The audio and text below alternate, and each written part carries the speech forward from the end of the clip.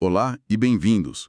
Hoje a gente tem um material que lida com um paradoxo que, olha, me fascina. Em qualquer jogo de estratégia, a teoria de ponta, muitas vezes criada por computadores, nos diz que para jogar de forma perfeita, a gente não pode ser previsível. Exato.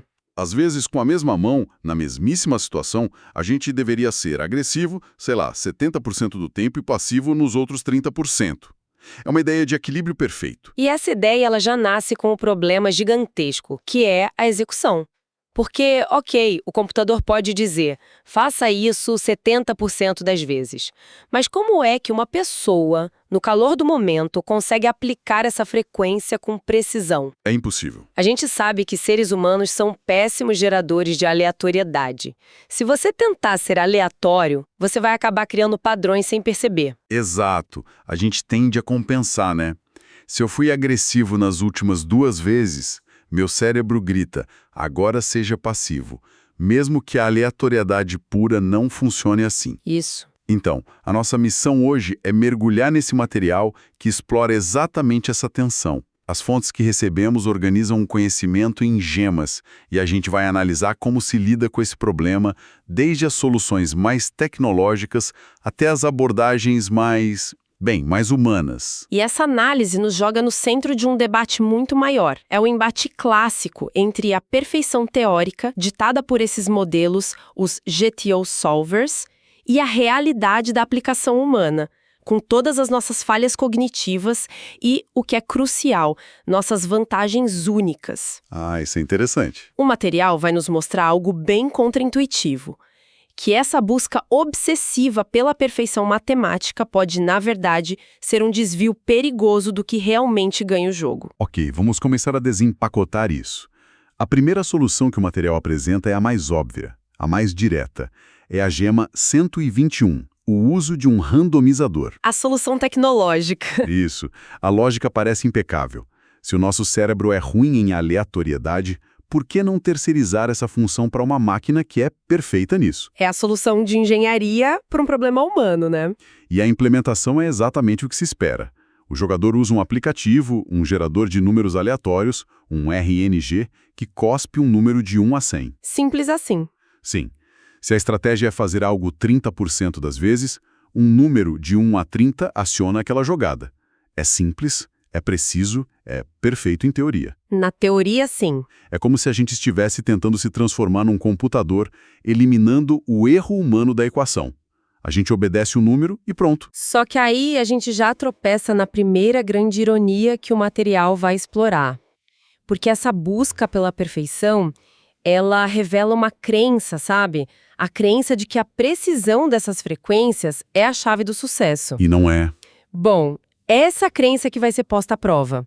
Porque o material vai argumentar que enquanto você está ocupado tentando ser perfeitamente aleatório, o seu oponente pode estar explorando outras coisas muito mais óbvias. Certo.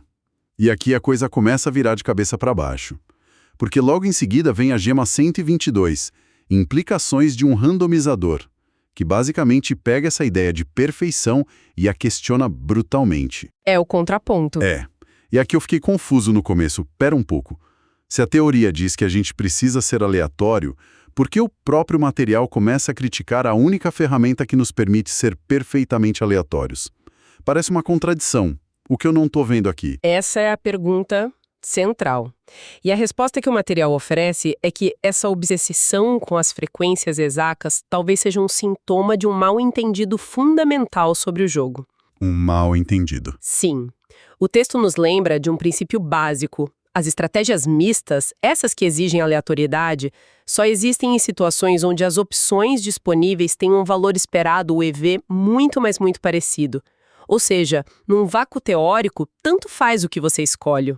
Ah. O ganho a longo prazo é praticamente o mesmo. Ah, então a aleatoriedade não é para ganhar mais naquela jogada específica.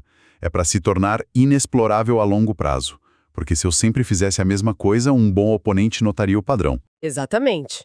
Só que o material leva isso um passo adiante com um argumento demolidor. É praticamente impossível, num jogo real, ter dados suficientes sobre um oponente para saber que ele está desviando da frequência correta em, sei lá, 2% ou 5%. Verdade. O texto até brinca com a ideia de alguém dizendo: ah, meu adversário está jogando 63% das vezes aqui, quando o correto seria 75%, então agora vou destruí-lo. Ninguém tem essa precisão de leitura. É uma fantasia. E mesmo que fosse possível, tem um custo invisível, não é? O custo de oportunidade mental. O material fala sobre isso e é um ponto que me chamou muito a atenção. É o ponto-chave. Enquanto o jogador está focado em abrir o app, gerar um número, interpretar o resultado e executar a ação correta, o cérebro dele está ocupado. E essa ocupação é caríssima. Pensa nisso fora do jogo. É como um CEO que passa horas otimizando a formatação de relatórios em 5%, enquanto ignora uma falha estratégica de 50% no negócio. Boa analogia. A energia mental é finita. Cada segundo que você gasta garantindo sua perfeição teórica é um segundo que você não está usando para perceber que seu oponente está apavorado ou que ele tem um padrão de aposta óbvio. Coisas que um humano percebe e um computador pré-programado não. Eu me lembro de uma vez, jogando xadrez online, que fiquei tão obcecado em seguir a abertura perfeita que não vi um ataque super simples que meu oponente estava armando. Perdi em 15 lances. É isso. É exatamente esse custo de oportunidade mental. A energia gasta para ser 2% mais preciso na sua própria frequência, não seria melhor gasta tentando explorar uma falha de 50% na estratégia do oponente? No fim das contas, a gema te força a perguntar: meu cérebro está focado no lugar certo? O randomizador te convida a olhar para dentro, para sua própria perfeição. O material sugere que o foco deveria estar do outro lado da mesa. Ok, então se o randomizador é uma armadilha mental, qual é a saída? O material não nos deixa na mão e apresenta uma ideia que soa bem voz humana. É a gema #123. Randomização em nível de categoria. Ah, essa é ótima. A premissa aqui é abandonar a precisão cirúrgica e adotar regras mais gerais. É a troca da precisão pela robustez. Em vez de decidir mão por mão, a gente cria caixinhas e decide o que fazer com cada caixinha. É uma abordagem baseada em heurísticas, em regras práticas. Que nosso cérebro consegue processar facilmente, né? Exato. O exemplo prático do texto é ótimo para entender isso. Imagine uma mesa com as cartas, rei de copas, 10 de copas e 5 de espadas. Em vez de pensar o que eu faço com essa mão específica de as e dama de paus, você simplifica. Você agrupa mãos parecidas. Isso. Por exemplo, você pode ter projetos de sequência, os gut shots. Existem os fortes como as-dama ou as-valete e os mais fracos como dama 9 ou valete 9. E, a partir daí, se cria uma regra simples. Exato. A regra vira algo como: com gut shots fortes, eu sempre aposto.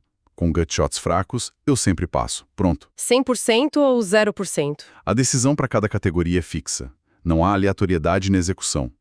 A variedade no seu jogo vem do fato de que as cartas que você recebe são aleatórias, mas a sua ação para cada tipo de mão é consistente. E o que é poderoso nisso é que é uma regra fácil de lembrar, que mantém um bom equilíbrio e, como o texto diz, é muito, muito difícil de ser explorada pelo adversário. Porque a maioria dos oponentes nem vai perceber esse padrão, né? Exatamente.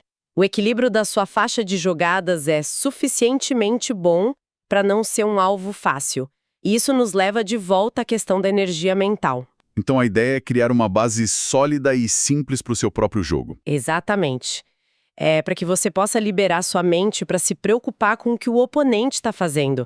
Você automatiza sua base com regras simples e robustas. E isso libera sua largura de banda mental da tarefa mecânica de gerar um número. Precisamente. E permite que você se concentre nos aspectos mais dinâmicos e lucrativos do jogo. Ler o oponente, adaptar-se ao fluxo da partida, identificar oportunidades. Você para de jogar contra a perfeição teórica e começa a jogar contra a pessoa na sua frente. Para deixar esse contraste ainda mais claro, o material continua e detalha outros níveis de granularidade, quase como se estivesse nos mostrando um caminho da simplicidade para a complexidade que paralisa. É uma escalada, né? Sim. A gema #124 fala da randomização em nível de mão. Aqui a gente já dá um passo na direção da complicação. A decisão de apostar ou não com uma mão como Ás e 5 não dependeria mais só da categoria mão fraca. Você começaria a considerar os naipes. Certo. Ter um as de copas numa mesa com 2 copas é muito diferente de ter um as de espadas. A regra já não é mais tão simples. Já exige mais processamento. E aí vem o nível máximo, o fundo do poço da complexidade, que é a gema #125, randomização em nível de combo. Isso é tentar ter uma frequência aleatória para cada combinação específica de naipes. É a loucura. Total. Por exemplo, decidir que com as de espadas e 5 de espadas você aposta 40% das vezes, mas com as de copas e 5 de copas você aposta 50%. O veredito do texto sobre isso é muito claro. É um exagero, um overkill. E o ponto brilhante que o material faz aqui é que esse nível de combo é exatamente o que quem usa um randomizador está, em última análise, tentando fazer. É verdade, não tinha pensado nisso. Eles estão tentando aplicar a precisão de um computador a cada combinação individual. O texto argumenta que isso não só é impraticável, como também é desnecessário. A jornada que o material nos leva a fazer é fascinante. Começamos com a solução mecânica, o RNG, que promete a perfeição. Isso. Depois, a gente vê que essa perfeição tem um custo mental altíssimo e um benefício prático, assim, bem questionável. E por fim, a gente chega numa solução mais elegante e humana baseada em categorias, que funciona melhor no mundo real. Exato. E essa progressão não é acidental, sabe? O material está construindo um argumento poderoso sobre a natureza da expertise humana. Ele sugere que nossa verdadeira vantagem não está na capacidade de imitar uma máquina de calcular. E sim, na de ser humano. Exato. Está na nossa capacidade de fazer o que as máquinas ainda não fazem bem. Reconhecer padrões gerais, usar heurísticas inteligentes e, acima de tudo, adaptar-se a um ambiente dinâmico e a um oponente imperfeito. Ou seja, uma estratégia bem equilibrada e amigável para humanos, como a de categorias, nos liberta para sermos mais humanos à mesa. Exatamente. Ela libera recursos mentais. E esses recursos são a nossa arma secreta. Eles são usados para explorar o oponente ao vivo, em tempo real. Algo que um modelo GTO pré-calculado simplesmente não pode fazer. A verdadeira vantagem humana não está na precisão. Está na adaptabilidade. Então, se a gente for resumir o que tudo isso significa, começamos com essa busca pela perfeição matemática, passamos pela solução tecnológica do RNG, vimos como ela pode ser uma armadilha mental e, finalmente, chegamos a abordagens mais práticas. Como a categorização. Isso. A grande lição parece ser que a estratégia mais complexa, aquela que parece mais perfeita no papel, muitas vezes perde para uma estratégia mais simples, porém mais robusta na prática. Sem dúvida. E o insight central aqui transcende completamente o jogo.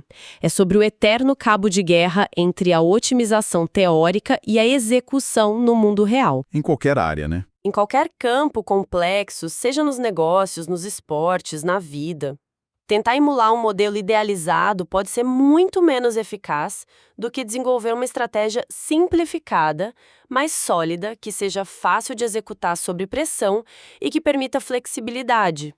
É a velha sabedoria de que o ótimo é inimigo do bom. E aqui fica uma reflexão para continuar pensando. O material que a gente analisou foca muito em como o jogador pode implementar essas estratégias para si mesmo, para organizar o próprio jogo. Mas e se a gente inverter a lente por um momento?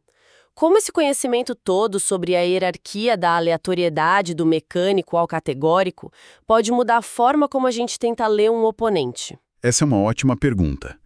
Se eu estou jogando contra alguém que parece imprevisível, quase robótico nas suas decisões, que nunca parece ter um padrão claro, será que isso é um sinal de que ele está usando um randomizador? Pode ser.